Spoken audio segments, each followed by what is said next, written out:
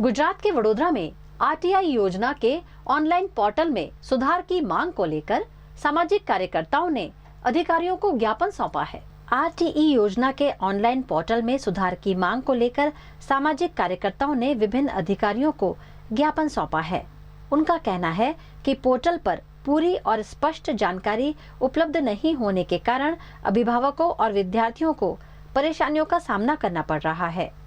હવે વડોદરામાં ટોટલ આરટીઈમાં જે છોકરાઓ સારી સ્કૂલમાં ભણી શકે પ્રાઇવેટ સ્કૂલમાં એ સરકાર દ્વારા એક સારું એક ગ્રાન્ટેડ છે, બટ તેની અંદર નંબર જે લોકોને નથી લાગતા, જે 4 રાઉન્ડ સુધી રાહ જોઈ રહ્યા છે પણ હવે એ લોકોના નંબર હાલ નથી લાગતા, તો હવે જે નંબર લખી રહ્યા તે છોકરાઓ અત્યારે કઈ સ્કૂલમાં જશે? કારણ કે અત્યાર સુધી કઈ સ્કૂલો ચાલુ, અત્યારે સ્કૂલો ચાલુ પણ થઈ ગઈ છે, તો આ જે સિસ્ટમ છે એમાં એક સુધારો આવવો જોઈએ। આજ રોજ અહીંયા વડોદરામાં કારેલીબાગ વિસ્તારમાં આરટી એટલે કે આપણા શિક્ષણની જિલ્લાની ઓફિસ આવેલી છે। ત્યાં એક ભાઈ મળ્યા હતા, જેમને તમારું નામ જરા જણાવશો પબ્લિક? સંજય પરમાર ભાઈ મળ્યા છે। એમને આરટી ઓફિસમાં પોતાનું ફોર્મ છોકરાનું જે છે એ ભરવામાં કોઈક ને કોઈક કારણોસર ટેકનિકલ ગણી શકો કાં તો પુરાવામાં કોઈક ખામી ગણી શકો, જે એમને પૂરી માહિતી નહીં હોય, કાં તો પછી એમને સરકારી કચેરી અને અહીંયા ભરવાની જે સમયગાળો જે આપ્યો છે એમાં એ થોડા કારણોસર કાં તો કોઈક આપણે સેન્ટર ગણી લો, ઝેરોક્સ સેન્ટર કે કશેકથી ભરાવ્યું હોય, ત્યાં આગળથી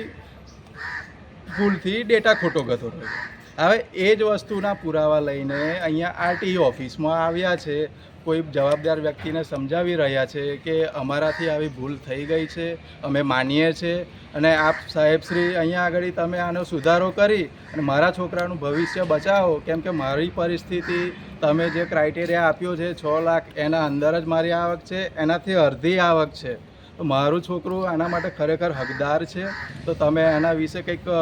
જવાબદારીપૂર્વક કંઈક નિર્ણય લો, જેનાથી મારા જેવા કેટલાય લોકોનું ભવિષ્ય, જે છોકરાઓનું આજે અન્ય જિલ્લાઓમાંથી સ્થળાંતર કરીને વડોદરા શહેર તેમજ અન્ય તમામ જે સ્માર્ટ સિટી છે એવા જિલ્લાઓમાં વસતા હોય છે, નોકરી કરે છે, રોજગારી માટે આવે છે, આજે એમના છોકરાઓ તમે અન્ય જિલ્લામાંથી એવું કહો છો કે તમારા દાખલા આ જિલ્લામાંથી લાવો, લઈને આવે તો તમે પાછા એવું અંદર રિજેક્ટ કરી દો છો કે તમે ત્યાં રહેતા હો સ્થાનિક લોકલ વિસ્તારમાં અત્યારે હાલમાં ત્યાંથી દાખલા કાઢો। હવે એ લોકોના આધાર કાર્ડ, રેશન કાર્ડ બધા એમના ગામડાના હોય, વોટિંગ ગામડે કરતા હોય, તો એ બચારો માણસ અહીંયા સરકારી કચેરીઓમાં, જિલ્લાઓની કચેરીઓમાં રખડીને સાહેબ પોતાના પૈસા ખર્ચી પગાર ભૂખ્યો રહીને આટલા ગરમીમાં તાપમાનમાં તમે કહો છો હીટ વેવ, અરે હીટ વેવમાં માણસ પોતે હીટ વેવ જેવો થઈ ગયો આજે।